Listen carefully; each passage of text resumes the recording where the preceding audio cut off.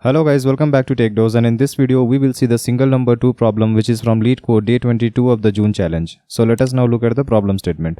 In this problem we are given an array where the elements are repeating 3 times, leaving just a single element which is repeating only once. So in this array 4 is repeating only once and 2 and 3 are repeating 3 times. In the second array there is one element 2 which is repeating only once and there are no other elements. So our goal is to return this single repeating element. So in this case we will return answer as 4 and in this case we return 2 as our answer. So our goal is to find the single non-repeating element from the given array. So this is the entire problem and I hope you understood it. Now I will be explaining you 4 different methods for solving this problem. So let us now look at the first method. Now the first method is by using hashmap plus linear traversal. So this you might have guessed, this is a very intuitive approach. So what you can do is, given an array, you will just traverse through this entire array and you will store the key as your array element and the value as the count of the element. After traversing through this entire array, you will traverse through this map and find the element which is having a count equals to 1 and you will return that element as your answer. In this case you will return 3. So the time complexity will be order of n log n and the space complexity will be order of n. So is there any way to improve this solution? Well, let us look at the second method. The second method is by using sorting plus linear traversal. So let us say this is our array given.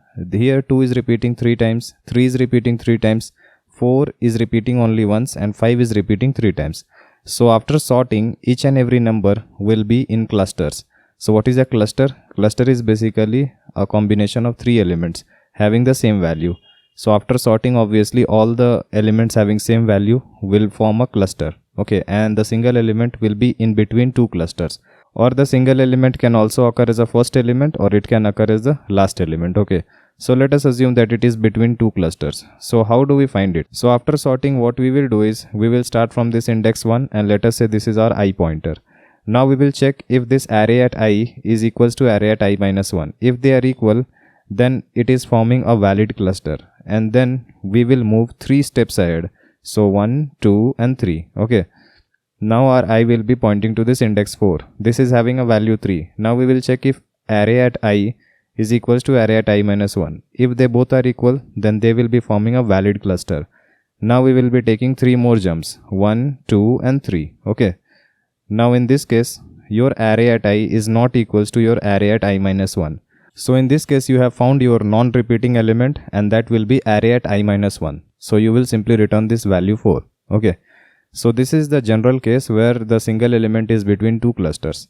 Now there are 2 boundary cases. The first boundary case is that the single element is occurring as your first element. So in this case, before starting this traversal, we will check if array at first element is equals to array at second element. If they are not equal, then we will simply return the first element. Okay. And in the second boundary case, the element will be lying as the last element. So we will check if the last element is equals to the second last element. If they are not equal, then we will return the last element. Okay. So I hope you are understanding why are we returning the first element and not the second element. Because each and every element has a cluster of size 3. And if first element is not equals to second element, then obviously the first element is not having cluster of size 3 and so we will be returning it. The same reasoning goes for this last element as well. Therefore, after sorting, we will check for boundary condition 1 and 2 and after that only we will do our traversal. Okay, so this is a very good approach and it will take a time complexity of order of n log n for sorting and order of n for traversing and finding the single non-repeating element. In this case, our n value is less than equals to int max. Therefore, the log n value will always be less than equals to 32. This you should always keep in mind. Okay, now let us look at the next approach. The next approach is by using counting set bits. So this is also a very intuitive approach. In this case, let us assume that we are given this array. Now what we can do is, let us say this is our bit representation of 2, 3 and 5. Okay. So we already know that these are all integer numbers. So they will be represented in a 32-bit integer representation. So in this case, what we need to do is we need to count the set bits.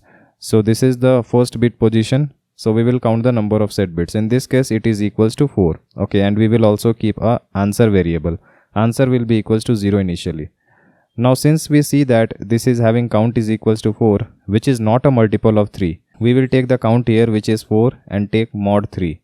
If this is equals to 0, then it's okay. Otherwise, if it is not equals to 0, as you can see, this will come out to be 1. Then the set bit at this position actually belongs to your single element. Okay, so in this case you have 3 and this is the set bit. And why is this happening? Because all your numbers are repeating at least 3 times. So if a number is having set bit, let's say this 5, then the set bit will occur 3 times. But if your single element is also having the set bit at the same position, then it will not allow the count of set bit to be a multiple of 3. It will no longer be a multiple of 3. So you can see that it is 4.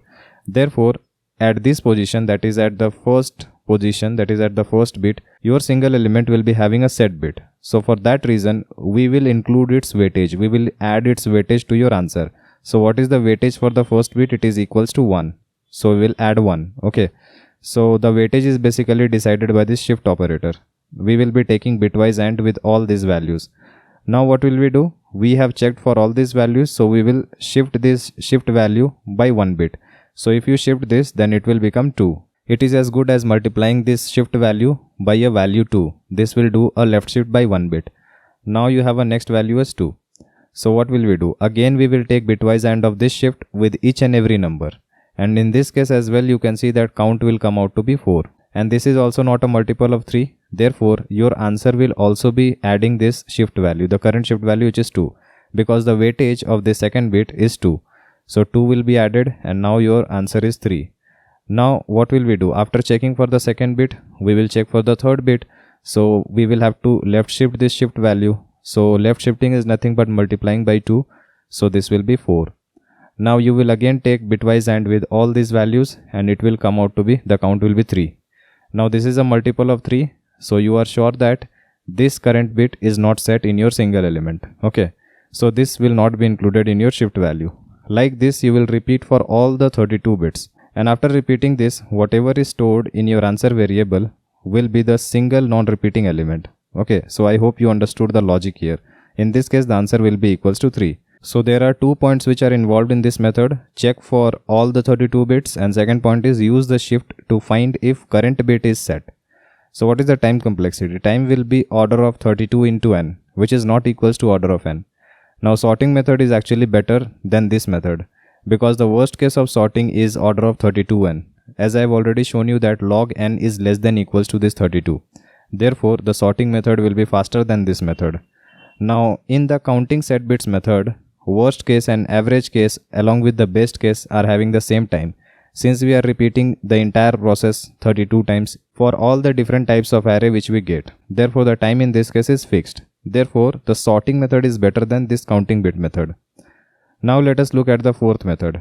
The fourth method is about bit manipulation, and this is not at all an intuitive method. Actually, if you have solved this problem using this method, then only you will be able to solve it. Otherwise, it is very difficult to figure it out. So I will tell you the idea what this process is actually doing. So let us say our array is having these elements 2, 2, 2 and 3. Okay. So we will be taking ones and twos variable. Now after processing this entire array, the ones will be keeping the element which is repeating only once. Twos will be keeping the element which is repeating only twice. And the elements which will be repeated 3 times will not be stored in either ones or twos. Okay. So this is the entire idea behind this approach. So let me show you by using a dry run. Now what will we do is we will start from this first value and we will initialize ones and twos with initial values at 0. Now we will take our ones value. So the ones value is 0, 0 in 2 bits. And we will take XOR with this 2, which will be nothing but 1, 0. So XOR value will be 1, 0. Now we will take bitwise AND with the complement of 2's.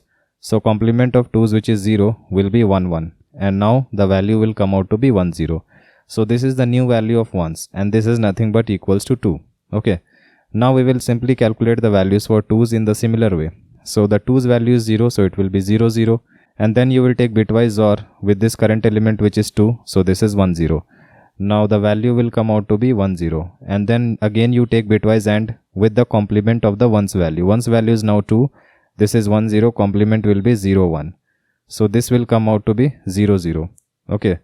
So for the first element, you can see that when you are at the first element, then this first element is repeated for the first time. And this is stored in the ones variable and not in the twos variable. So our first element is processed now. Now we will process the second element. So this is our second element. And now what we will do is We will again repeat the same process. Once value is 2, so this will be 1 0.